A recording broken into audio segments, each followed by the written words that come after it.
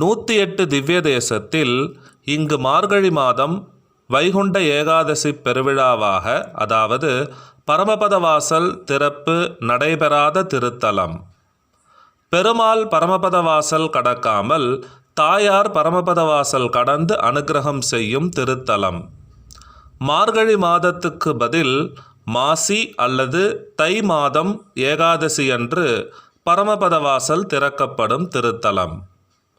காலைக்கு பதிலாக மாலை நேரத்தில் பரமபதவாசல் திறந்து தாயார் பரமபதவாசல் வழியே எழுந்தருளி பக்தர்களுக்கு அனுக்கிரகம் செய்யும் திருத்தலம்.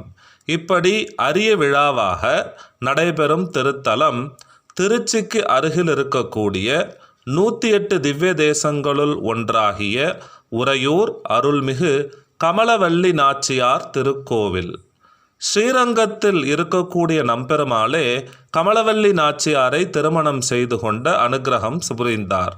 பங்குனி மாதம் ஆயில்ய நட்சத்திரத்தில் இன்றும் சேர்த்தி உற்சவம் வெகு விசேஷமாக நடைபெறும் திருத்தலம் இது.